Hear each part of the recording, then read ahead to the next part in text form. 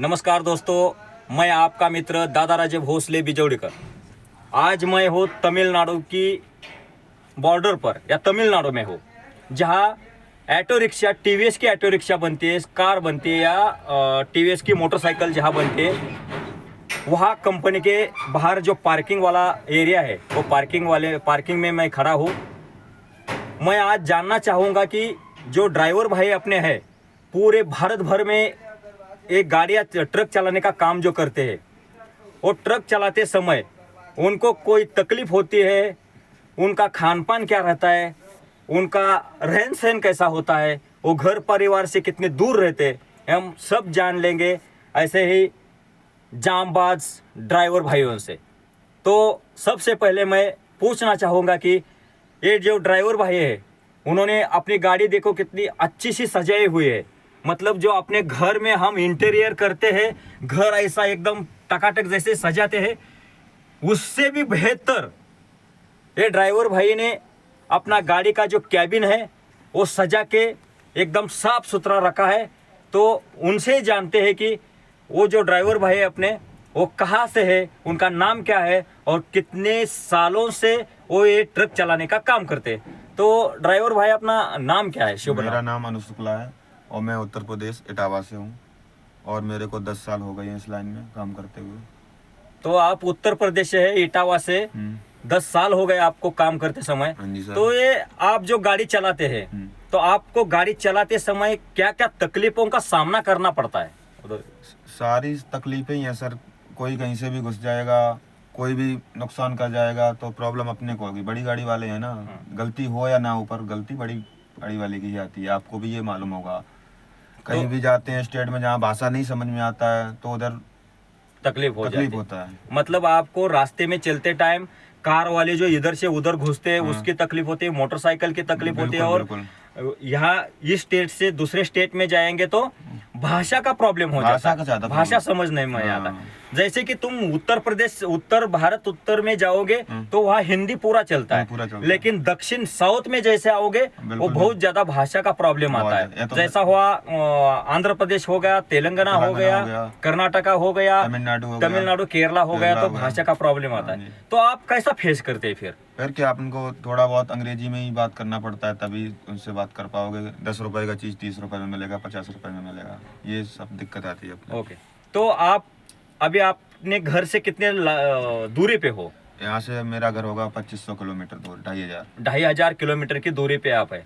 आपके घर परिवार में कौन कौन सदस्य रहते हैं? घर में माँ है, पिताजी गुजर गए, भाई है, भाई के बच्चे हैं, बहन की शादी हो गई। आपकी शादी हो गई? अपनी नहीं हुई अभी। अभी देखो, ये भाई साहब है 10 साल से गाड़ी चलाने का काम करते हैं, उनकी भी समस्या है, वो भी अभी तक शादीशुदा नहीं है। अपने भाई की शादी हो गई, उनके बच्चे हैं, उनके बच्चों से वो बहुत प्यार करते हैं। क्यों आप जो अभी ये गाड़ी चलाते महीने का आपको कितना तनख्वाह मिलता है? कोई तनख्वाह तो सर 5000 रुपए है। खाली 5000 में आप काम करते? 5000 रुपए चल दिया, पता कर लो किसी से भी, और भी गाड़ियां देखो 5000। हाँ जी, देख लो, समझ लो भाइयों, ड्राइवर भाइयों की जिंदगी क्या होती है समझ लो।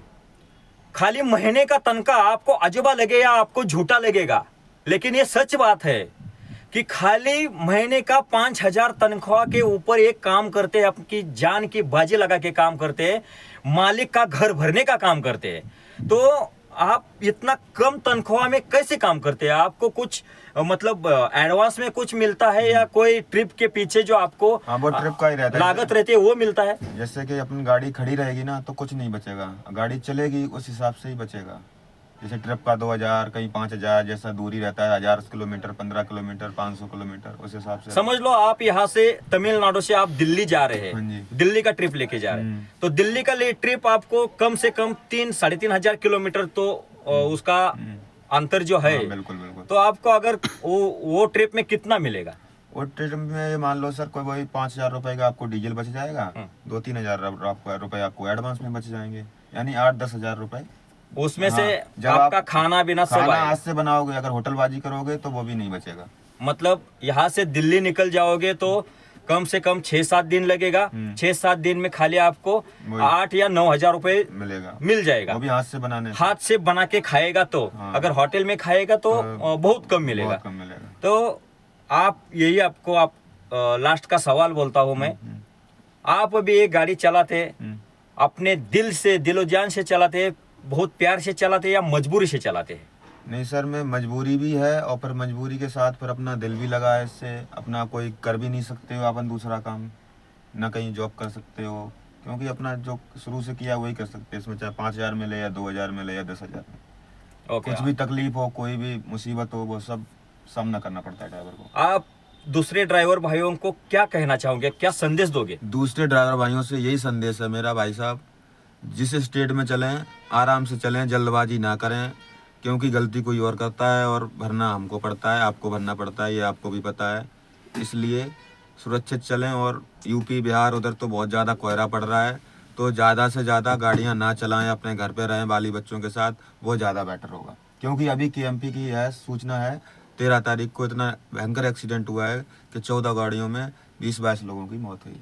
मतलब अभी जो ये ठंड का मौसम हाँ, चल रहा है, ये ठंड के मौसम कोहरा में का- बहुत कोहरा में है। रात के समय या गाड़ी नहीं सुबह चल- सुबह के समय गाड़ियां मत चलाओ, हाँ, चलाओ। गाड़ियां सेफ जगह खाली हाँ, करो, हाँ। खड़ी करो, और बिल्कुल। देखो, दिन में गाड़ी चलाओ। कोई देखो अपनी मर्जी से नहीं चलाता, मजबूरी होती है, मानते हैं भाई, मजबूरी है, घर चलाने के लिए गाड़ी चलानी पड़ती है। पर फिर ये नहीं आपकी जान से हाथ धो बैठोगे तो फिर घर परिवार का क्या होगा आपके, ये मतलब भी थोड़ा सोचो। सेफ में चलो, सुरक्षित चलो, सुरक्षित चलो। और 2-4 अपना- महीने थोड़ा कम बच जाएगा, कम कमा लो थोड़ा, और क्या होगा, इतना ही अपने होगा। खान पान में ध्यान ध्यान रखो रखो। और अपना टाइम से- आराम भी। आराम जरूरी है। अब ये दूसरे भाई साहब अपने साथ में हैं। भाई साहब, आपका नाम क्या है? मेरा नाम मानिक वेंकटी थगनर, मैं महाराष्ट्र से हूँ।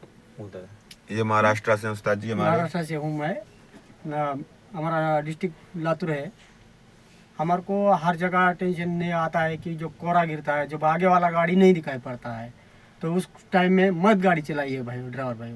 आपको नींद आ रहा है, सेफ्टी से आप ढाबे में लगाइए या पंप में लगाइए, सेफ जगह लगा के नींद करके पूरा आपको जब दिखाई पड़े तब तभी ही चलो। गाड़ी चलाइए। मोटर मालिक तो बोलेगा गाड़ी लेके आओ, लेट हो रहा है, उससे बोल दो भाई ड्राइवर भेज दो अपना, मंगा लो मंगा जल्दी लो। जल्दी। तो ये देखो भाइयों, ये समस्या है ड्राइवर भाइयों की। यहाँ आप देख रहे हैं सब जगह पूरा पार्किंग में गाड़ियां लगी हुई है। ऐसे यहाँ तमिलनाडु के या कंपनी के बाहर 10-15 पार्किंग है। TVS 10-15 पार्किंग में पूरा ऐसा गाड़ी लगा रहता है पार्किंग में। जब बुलावा आता है कंपनी का गेट से कि चलो आपका गाड़ी अभी लाइन में लेके आओ गाड़ी लोड करने के लिए, तभी इसको लेके जाना पड़ता है। लेकिन कभी ठिकाना नहीं रहता है, 1 दिन में बुलाएंगे या 10 दिन में बुलाएंगे, वो भी तब तक बुला के भी उधर भी ऐसा है कि ये मगजमारी करो, लाइसेंस दिखाओ, ये लिखाओ। वो सब तो हो हर के भी- कंपनी में रहता है, सेफ्टी के लिए रहता है। ड्राइवर का लाइसेंस तो रहना चाहिए, ड्राइवर की गाड़ी का जो कागज है वो ठीक ठाक से रहना चाहिए, और हर ठीक-ठाक जगह से- रहना चाहिए। फिर भी हम सबको ये संदेशा देना चाहते हैं हमारे चैनल के माध्यम से कि ड्राइवरी करना कोई आसान काम नहीं, आसान काम, बहुत मुसीबत, बहुत मुश्किलों का सामना करते हुए ड्राइवरों को अपनी जिंदगी हाथ में लेके, मतलब तलवार की नोक में लेके चलना पड़ता है। अपने पेट के वास्ते, अपने परिवार के पेट के वास्ते, अपने बाल बच्चों के शिक्षा के वास्ते, अपने बूढ़े माता पिताजी के आरोग्य के वास्ते, उसको हॉस्पिटल का खर्चा रहेगा या कुछ उसका खान पान रहेगा, उसको परवरिश के वास्ते ड्राइवर भाइयों को अपनी जान हथेली पे लेके चलना पड़ता है। और जो लोग अपनी मर्जी से कैसे भी रास्ते में चलते हैं, इधर उधर बाइक चलाते हैं या कार चलाते हैं, ट्रक वालों को अचानक से सामने आते हैं, उनको मैं एक ही दरख्वास्त करता हूं कि भाइयों, ट्रक ड्राइवरों की इज्जत करो और ट्रक ड्राइवरों को तकलीफ मत दो। आप उसके सामने अचानक से आके खड़ा मत रहो या अचानक को उसको कट मत मारो। उनको ड्राइवरों को पूरा कैबिन में से पूरा आपकी गाड़ी नहीं दिखती है, मोटरसाइकिल नहीं दिखती है, तब आप जाके कुछ हो जाएगा हादसा तो ट्रक ड्राइवर भाइयों के ऊपर हाथ उठाते, उसको गाली गलौज करते, वो मत करो। उनको भी जिंदगी है, वो भी खुशी से रहना चाहते, उनका भी घर परिवार है, तो आप रास्ते से चलो, आप भी सेफ में चलो। ट्रक ड्राइवरों को सेफ में चलने की मजा लेने दो और उनका जो 2 रुपये मिलता है उनके ऊपर टाच मत लाओ, क्योंकि कुछ एक्सीडेंट हो गया तो उनके ऊपर जबरदस्ती से उसके पास से आप पैसा लेते हो, लेकिन वो बेचारा तकलीफ में आ जाता है। उनको कुछ बचता नहीं है, तो हम यही बोलते हैं कि इधर रुकता हूँ और आप समझ जाए। जय हिंद, जय महाराष्ट्र, धन्यवाद।